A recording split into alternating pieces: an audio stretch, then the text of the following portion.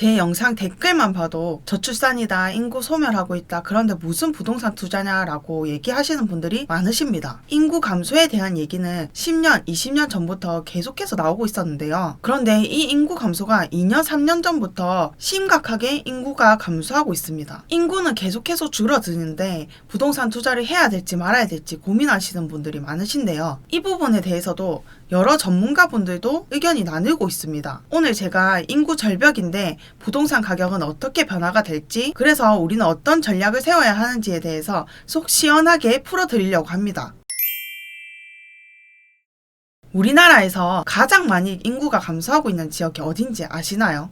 바로 충격적인 결과인데요. 바로 서울입니다. 통계 지리 정보 서비스에 들어가면 이렇게 어느 지역이 인구가 증가하고 감소하고 있는지에 대해서 한눈에 볼 수 있게 정리를 해놨는데요. 빨간색일수록 인구가 증가하고 있는 지역이고 파란색일수록 인구가 감소하고 있는 지역입니다. 인구가 가장 많이 감소하고 있는 지역, 그러니까 다른 지역으로 이사를 가장 많이 나가는 지역도 아까 말씀드린 것처럼 서울이라는 거죠. 그 다음은 경상도입니다. 그럼 인구가 가장 많이 증가하는 지역은 어딜까요? 1위가 경기도이고요. 2위가 인천광역시, 3위가 충청남도, 4위가 서울특별자치시입니다. 서울이 가장 많이 인구가 빠져나가고 경기도가 가장 많이 인구가 유입되는 걸 봐서 서울에서 경기도로 이사를 많이 나간다는 걸 알 수 있습니다. 많은 사람들이 서울에 살고 싶어 하는데 왜 경기도로 많이 빠져나갈까요? 서울에 있는 8억짜리 아파트를 산다고 하면 구축 아파트를 사야 되지만 경기도에 똑같은 가격의 아파트를 사려고 하면 신축 아파트에다가 대단지 아파트, 그리고 주변이 쾌적할 거예요. 게다가 서울로 출퇴근도 가능하죠. 그래서 같은 돈을 주는데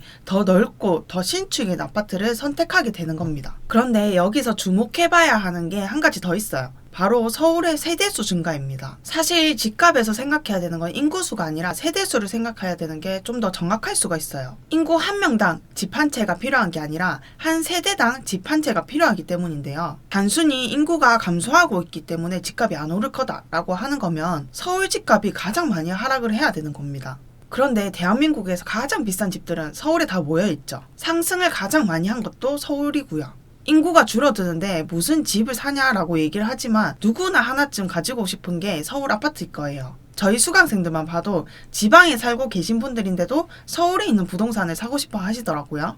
실거주하는 아파트는 전세로 살더라도 투자는 서울에 하고 싶다는 거죠.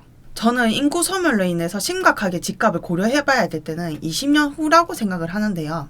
뉴스 기사에서 출산율이 0.7명이다 라고 얘기를 한창 많이 나왔었는데 기억하시나요? 출산율이 0.7명이라는 이야기는 여성 한 명당 아이가 0.7명이 나온다는 얘기예요. 그럼 한 명에서 0.7명으로 줄어드는 거니까 별로 안 줄어드는 거 아니냐라고 생각하실 수도 있는데, 이게 여성 한 명이고 남성 한 명일 때 아이가 0.7명이 태어난다는 거예요. 이 수치를 100명으로 단위를 바꿔볼게요. 여성이 100명 있고 남성이 100명 있는데 아이가 70명이 태어나게 되는 겁니다. 그리고 아이들 중에서도 여자가 있을 거고 남자가 또 있을 거예요. 그럼 여자 35명, 남자 35명이 될 거고요. 그럼 이번에는 35명의 여자아이가 또 0.7%의 출산율이 계속 지속된다면 24.5명이 또 태어나게 되는 거죠. 5, 60년 후면 200명이 24.5명으로 줄어든다는 거예요. 출산율이 0.7%라는 게 이렇게 무서운 겁니다. 이렇게 출산율이 낮아질수록 가장 먼저 타격을 받는 건 교육기관인데요. 2022년 태어난 아이들이 24만 9,186명으로 25만이 채 안 됩니다. 그런데 수도권에 있는 대학 신입 정원이 25만 명이에요. 이 아이들이 20년 후에 대학을 진학할 때는 수도권에 있는 대학을 모두 다 갈 수 있다는 겁니다. 그럼 점점 지방에 있는 대학들은 소멸하게 될 거고, 대학을 가기 위해서는 수도권으로 올라와야 하는 시대가 될 수 있는 거죠. 수도권에만 대학이 있게 된다면 아이들은 20살이 되면 자연스럽게 그냥 수도권으로 모이게 될 거예요. 주변에 있는 지인들을 보시면 아시겠지만 서울에 있는 대학을 간다 하면은 다시 지방으로 돌아오는 일이 좀 극히 드문데요.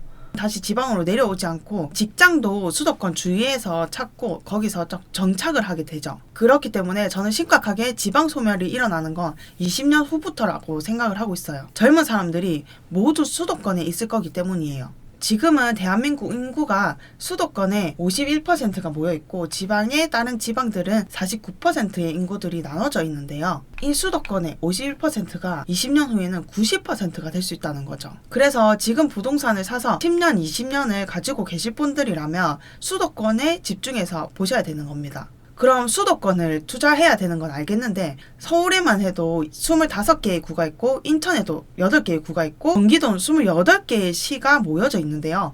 그럼 그 중에서 어떤 지역을 살펴봐야 할까요? 집값이 안정적이게 오르기 위해서는 실수요자들이 뒷받침해줘야 되는데요. 실수요자들이 뒷받침해준다는 거는 투자 목적으로 매매를 해서 전세나 월세를 맞추는 게 아니라 진짜 내가 매매를 해서 직접 들어가서 사는 거를 실수요자라고 해요. 일반적으로 집값이 많이 오르는 아파트를 보면 아파트 가격이 오르기 전에 투자자가 선진입을 한 후 어느 정도 가격이 조금 오르면 실수요자들이 들어와서 가격을 뒷받침해 주는데요. 그렇기 때문에 수도권 중에서도 자가 점유 비율이 높은 지역을 선택을 하셔야 됩니다. 자가 점유 비율은 일반 가구 중에서 자기가 소유하고 있는 주택에 직접 들어가서 살고 있는 비율을 말을 하는 겁니다. 그러니까 임차로 들어가서 살고 있는 집보다 자기가 소유하고 있는 집에 소유자가 직접 들어가서 살고 있는 비율이 많은 지역을 선택을 해야 되는 겁니다. 자가 점유 비율은 대략적으로 검색해서 알 수는 있지만 현장에 나가서 그 지역에 있는 부동산에 가서 물어보시는 게 좀 정확합니다. 부동산 가서 소장님한테 물어보는 거죠. 이 동네는 자가가 많은지 임차가 많은지, 그리고 그 동네 중에서도 어디가 가장 자가 점유 비율이 가장 높은지를 확인을 하는 겁니다. 그리고 그 동네 중에서도 어느 아파트가 자가 점유 비율이 높은지를 확인을 해보는 거예요. 그렇게 이야기를 듣고 나서 그 동네에 있는 아파트들을 내가 직접 다 걸어 다녀 보는 거예요. 그렇게 걸어 다녀 보면서 내가 진짜 이 동네에 산다면 어느 아파트를 선택할 건지를 내 마음속으로 정해보는 겁니다. 동 간격은 어떤지, 아파트 단지 안에 어떤 식으로 조경이 깔려 있는지 이런 것들까지도 다 살짝지 다 살펴보는 거죠. 그래서 내가 생각했을 때 가장 실거주하기 좋은 아파트라고 고른 그 아파트를 가지고 부동산 소장님한테도 또 한 번 더 물어보는 겁니다. 대부분은 겹치는 경우가 많을 거예요. 사람들이 살고 싶어하는 곳들은 다 비슷비슷할 거기 때문인데요. 이런 식으로 수도권에서 자가 점유 비율이 높은 지역을 찾고 그 안에서도 실거주하는 사람들이 가장 많이 선택하는 아파트가 어디인지를 딱 집어서 투자를 해보는 겁니다. 이런 방법을 활용하면 내가 가지고 있는 투자금 대비해서 가장 안정적이고 수익이 높은 아파트를 투자할 수 있게 되는 거예요. 오늘 영상에서 말씀드린 것과 같이 출산율이 계속해서 낮아진다면 지금보다도 훨씬 더 수도권과 지방의 양극화가 더 심해질 건데요. 20년 후에는 마을 전체에 있는 집들이 다 폐가가 되어 있는 곳들도 흔히 볼 수 있게 될 겁니다. 정부에서도 인구 감소에 대한 심각성을 누구보다 잘 알고 있기 때문에 신생아 특례 같은 아이를 낳으면 혜택을 많이 주려고 하고 있습니다. 그런데 제 주변만 봐도 아이를 낳을 생각이 없었는데 신생아 특례 때문에 아이를 낳겠다고 생각하시는 분들은 한 번도 없었어요. 오히려 자기들과 전혀 상관없는 얘기라고 생각을 합니다. 그렇기 때문에 신생아 특례 같은 거는 아이를 원래 낳으려고 했던 사람들에게 주는 혜택이라고 볼 수 있을 거예요. 장기 투자를 바라보고 계신 분들은 수도권이고 자가 점유 비율이 높고 그리고 서울로 출퇴근하기 좋은 위치에 가지고 있는 아파트를 선택하는 게 가장 안전한 투자 방법이 될 겁니다. 앞으로도 이주임 채널에서는 돈 되는 부동산 정보를 누구보다도 쉽게 풀어드리겠습니다. 오늘 영상도 도움되셨다면 구독과 좋아요 꼭 부탁드립니다.